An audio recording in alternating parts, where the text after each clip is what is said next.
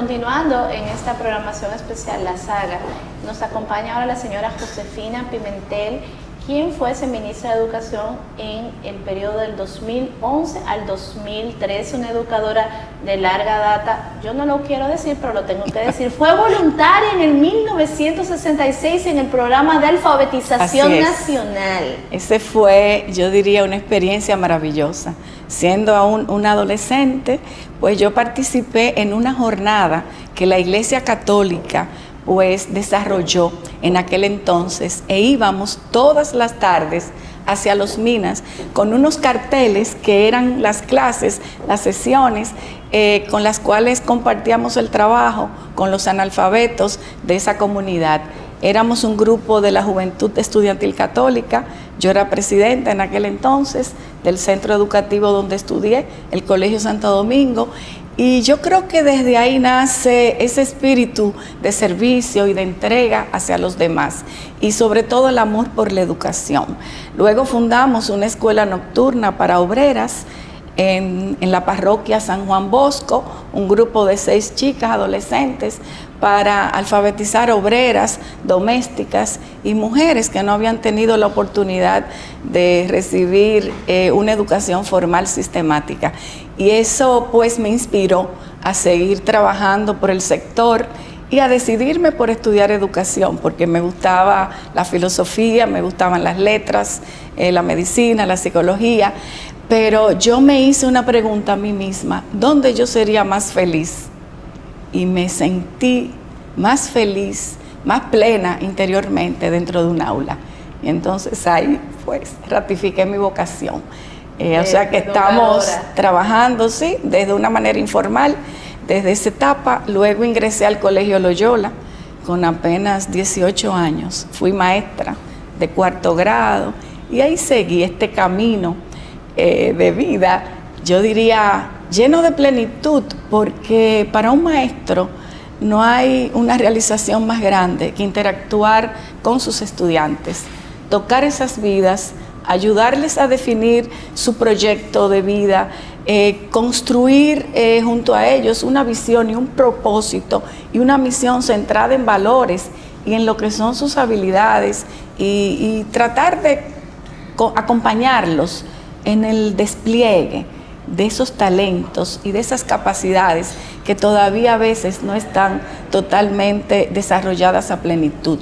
Por tanto, es un trabajo que yo diría me ha hecho muy feliz y que también me ha vinculado con la gestión, pero en realidad paso sí, al Partido de Liberación Dominicana en aquel exactamente momento. Luego en la Universidad Autónoma fui directora del Departamento de Pedagogía hacia finales de la década del 80, y luego cuando el Partido de la Liberación Dominicana ascendió al poder, pues me tocó trabajar ya como viceministra técnica pedagógica, y fui desarrollando un camino también de mucho crecimiento y de aprendizaje desde el ámbito de la gestión, porque también tuve el honor, el privilegio de pasar por el Infotep, una institución que amo mucho, que valoro mucho, porque su impacto en el sector productivo es enorme, y sobre todo, como yo digo, en el Ministerio de Educación tenía que esperar 12 años para ver el resultado de una política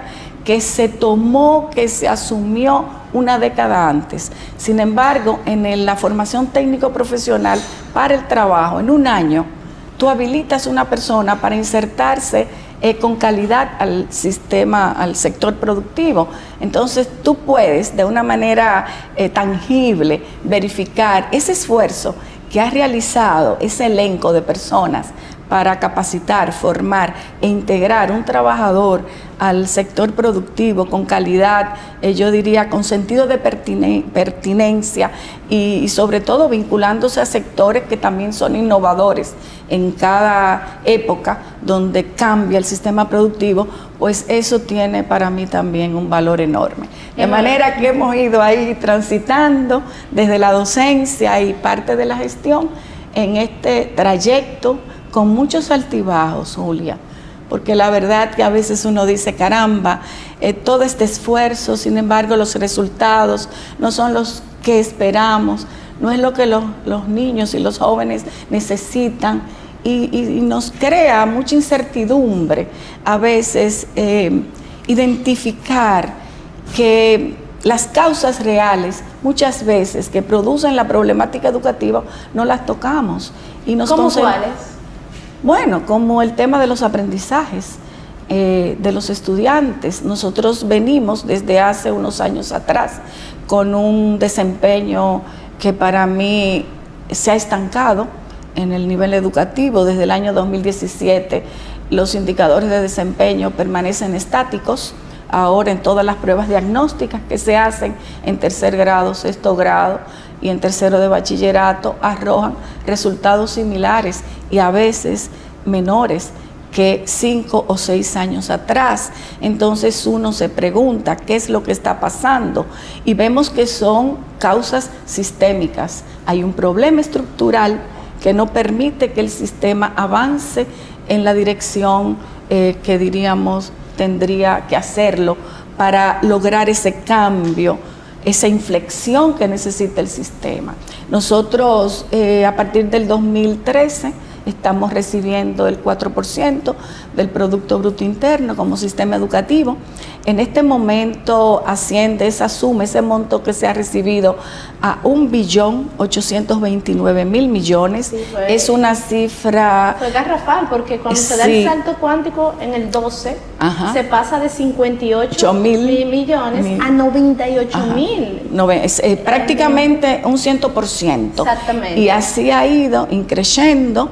Y ya este año, pues 2023, el presupuesto asignado fue de 275.000 millones de pesos. Usted sale del ministerio justo en el periodo que entra el 4%. Usted tiene una característica diferenciadora, yo creo, de los demás ministros, y es que dentro del mismo partido le tocó un año con un presidente y otro año con otro. Algo que es atípico, yo Totalmente. diría.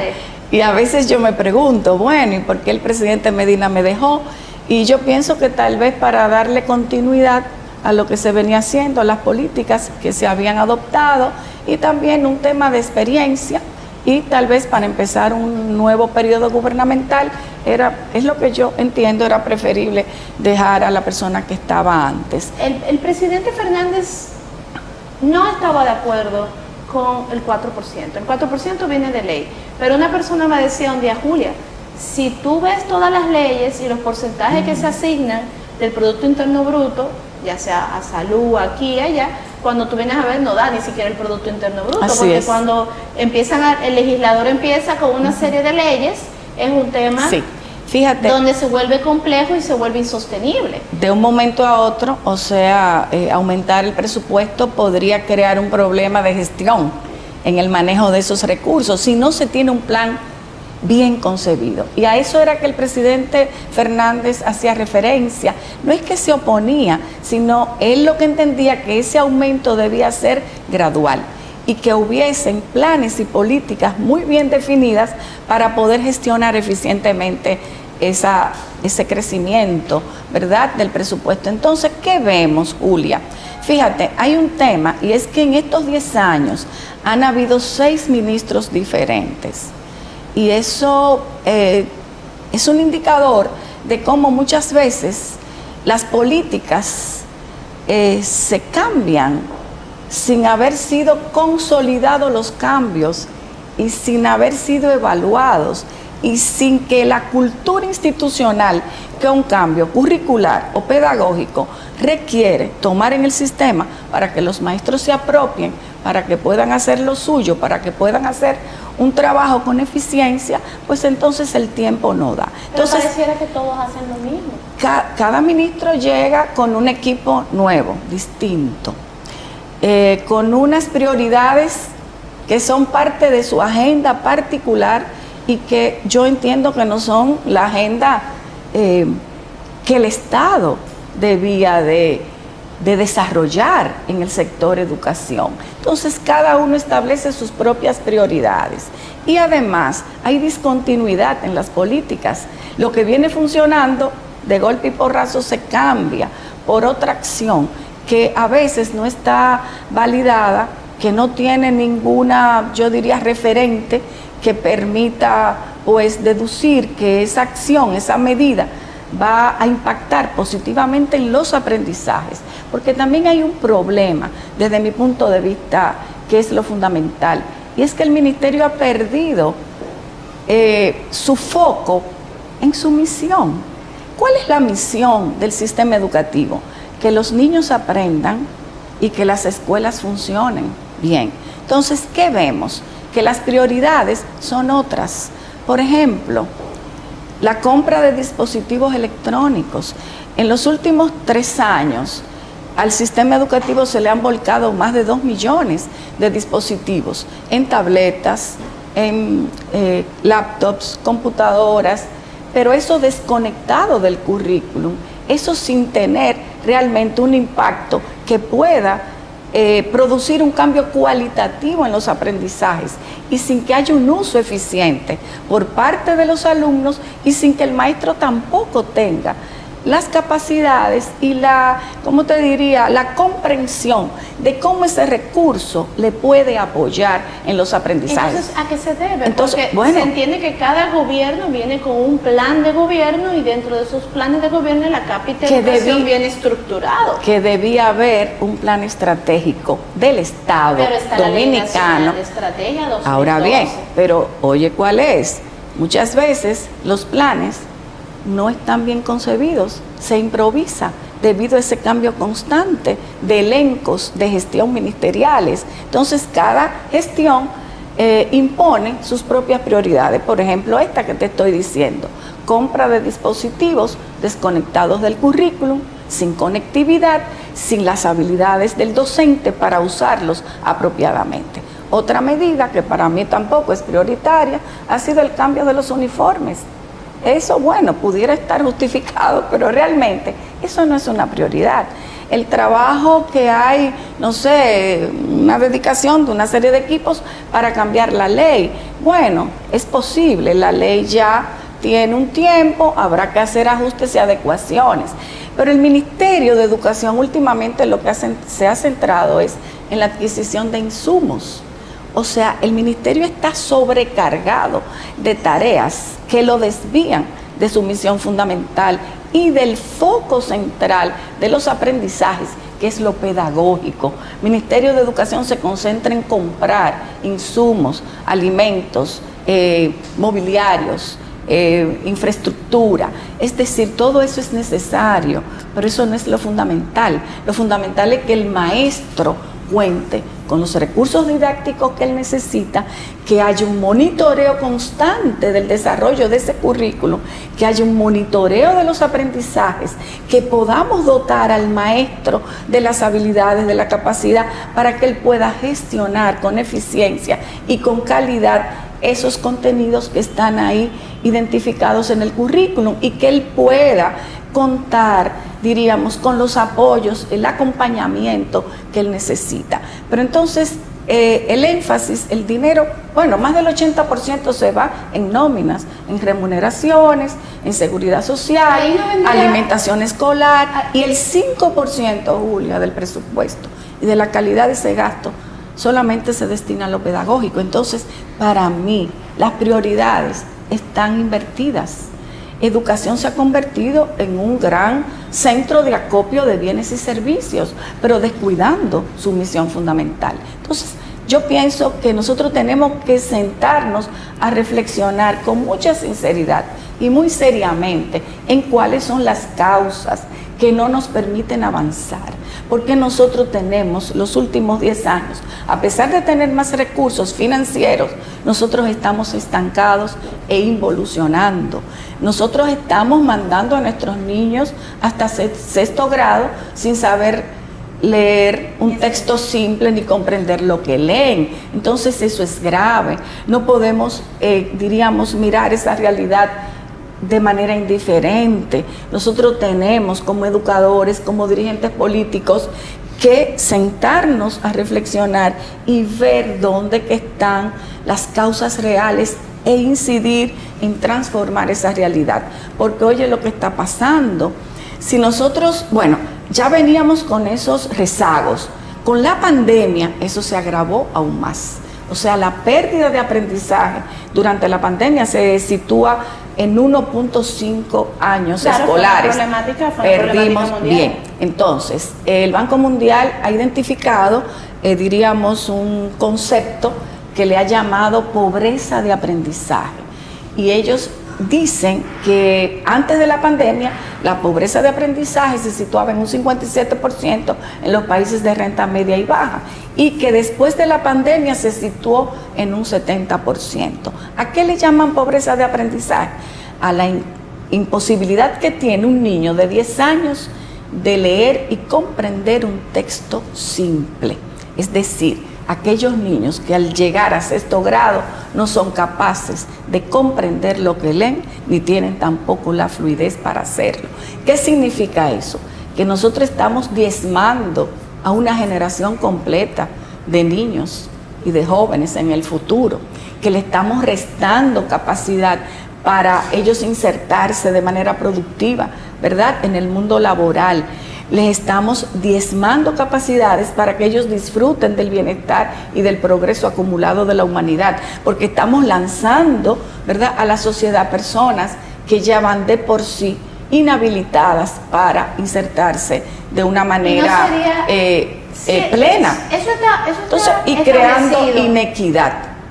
Más inequidad. La brecha cada vez va creciendo en vez de disminuyendo, aún cuando se pareciera que es un discurso generalizado social, la brecha social, la de tratar de lograr la famosa calidad educativa y lograr la equidad tan anhelada en una sociedad. Sin embargo, como usted mismo está estableciendo, pareciese que vamos en un proceso de crecimiento en vez de disminuirla. Ahora bien, así como usted tiene esa data, esa información, también la tienen nuestros mandatarios, y todo el proceso por donde han transcurrido por este proceso, este recorrido en estos últimos 11 años, pareciese que nadie lo tomara en cuenta, o que no fuera un tema de agenda. Y yo le voy a hacer la pregunta: ¿nos quieren brutos los gobernantes? Nosotros hemos tenido presidentes altamente calificados, el doctor Joaquín Balaguer, el doctor Juan Bosch, el doctor Leonel Fernández, intelectuales de muy alto nivel, y sin embargo en este proceso pareciese que ahí no se introduce esos elementos que usted está señalando, cuando ellos tienen el conocimiento del valor agregado que la educación. Se descuidan. Fíjate, yo pienso que toda esa compra de insumos hay que descentralizarla. Hay que sacar lo que es construcción de escuelas del sistema educativo y esa cantidad de tareas administrativas que acogotan a los ministros y a los elencos directivos. Entonces, educación, lo que se centra es, oye, ahora estamos haciendo libros en el propio ministerio. Eso es una carga, Julia, técnico-administrativa enorme. O sea, el ministerio lo que debía hacer desde mi punto de vista es definir los criterios curricularmente de cómo deben ser los contenidos y las estrategias para plasmar eso en el libro de texto, y tercerizar el resto del proceso, porque eso implica, además de identificar los contenidos, diagramación, ilustración, edición, reproducción y distribución de 10 millones de textos. Que no parecía un corrector de estilo cero. También. Entonces, es una carrera de improvisaciones, es una pérdida del sentido de lo misional. O sea, el ministerio no está ni para construir escuelas, ni para repartir alimentos, ni para hacer libros de texto. El ministerio está para... ¿Perdón? Cuando usted estuvo al cargo del ministerio, propuso que se eliminaran estas partidas de... No nos dio tiempo, pero la experiencia así me lo indica. O sea, el ministro tiene que estar permanentemente, bueno, en mi época, que había concursos de obras, firmando cientos y cientos de contratos, o sea, focalizando su atención en que el desayuno se distribuyese, diríamos, con los parámetros, los nutrientes, para evitar cualquier tipo de intoxicación. O sea, es el 90%, el 95% del ministerio, su tiempo se dedica a ese tipo de tareas. ¿Y atender a la ADP? Pero también. gestionar los conflictos con el sindicato, atender las necesidades de los maestros, bregar con la nómina. Educación tiene la nómina más alta del Estado, el parque vehicular más grande. Educación ahora está comprando autobuses y yo me pregunto, ¿qué vamos a hacer cuando esos autobuses de aquí 3, 4 años comiencen ya a fallar? ¿Qué vamos a hacer con ese parque vehicular que se va a convertir en chatarra dentro de cierto tiempo? Todo el tema además de contratación en la nómina de conductores. ¿Quién va a entrenar esos conductores? El cambio y el mantenimiento de esos vehículos. Esa es otra carga más adicional. No sé si tú me entiendes. Entonces, lo fundamental que es que los niños aprendan y el trabajo dentro de la escuela no se atiende como debe ser, y ese es el problema. Hemos desvirtuado el aspecto misional. Nosotros tenemos que volver a lo pedagógico, al maestro de aula, a apoyarle, a dotarle de todos los requerimientos que él necesita, a darle un seguimiento, una capacitación permanente, a acompañarle, a monitorear los aprendizajes, a recuperar en aquellos casos los chicos que van más rezagados, con más retraso, a dotar las escuelas también de un ambiente, de un clima agradable, que el niño sienta que esa es su casa también, que el maestro se sienta atendido, valorado, respetado, querido, apreciado por la comunidad educativa. Descargar de la gran sobrepoblación las aulas. Julia, ese es un tema grave, sobre todo en el Gran Santo Domingo, el Distrito Santiago, las grandes ciudades. Los maestros están agotados y agobiados. Es una carga numérica que él no puede manejar.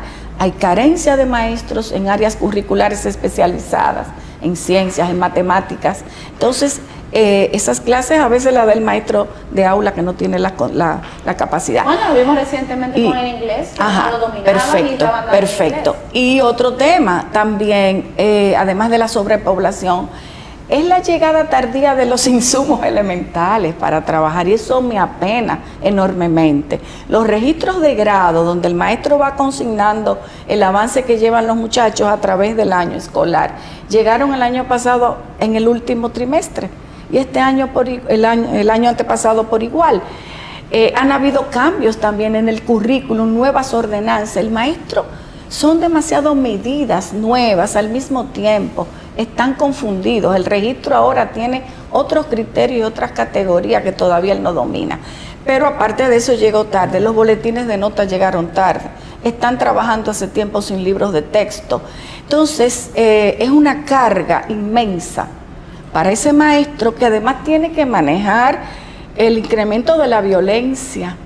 Hay mucha violencia, los niños vienen también de sus hogares y de los contextos de marginalidad en que la mayoría viven, cargados también emocionalmente. Fíjate que han aumentado los pleitos, incluso entre los propios maestros y alumnos, algo que no se veía o era algo excepcional.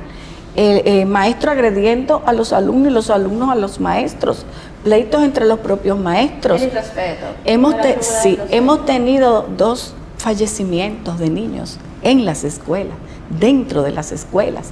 O sea, hay una carga de violencia muy fuerte. También hay uso de estupefacientes, ha aumentado el manejo de la juca. Y toda esta problemática social, unido a la carencia de recursos didácticos, a la sobrepoblación, a las medidas que últimamente se están adoptando desde el punto de vista curricular. ¿Sabe lo que está pasando? Los maestros se quieren ir de la escuela, los que tienen más tiempo. Están pidiendo de manera anticipada su jubilación. Entonces nosotros tenemos que repensar el sistema, descargarlo de todas esas tareas subsidiarias que no son propias del ministerio. Porque al parecer volvemos y caemos a la pregunta, porque los gobernantes y tropiezan con la misma piedra. Y yo le preguntaba hace un momento, pareciese que el Ministerio de Educación es un premio político. Entran y las expectativas son salir a ser presidenciable o a salir, dicen, porque sería injusto a mi parte atribuirle eso a alguien. Ahora también uno tiene sentido. Sí, claro, claro. Dice, bueno, entras en una condición y sales en otra condición económica mucho mejor. ¿Qué es lo que pasa ahí adentro? ¿Qué sucede? Que desde afuera vemos una óptica, pero cuando le toca al actor en cuestión, se transforma en otra Yo pienso figura. que los actores políticos y sociales tenemos que sentarnos a reflexionar sobre esto. Los líderes políticos, los líderes educativos, los líderes empresariales y otras instancias, el sindicato de la sociedad civil. ¿Para qué? Para nosotros ver esto de una manera reflexiva, con sinceridad, con transparencia, pensando en el país, porque lo que le estamos entregando al país no es lo que merece nuestra sociedad. Ni lo que estamos gastando. Ni lo que estamos invirtiendo. Entonces hay que detenerse, pararse un poco, definir una agenda estratégica donde nos comprometamos todos. El presidente Fernández ahora mismo está en un proceso de tratar de obtener nuevamente un cuarto periodo a la presidencia del país. Entiendo que uno de los temas que han trabajado es el tema de agenda.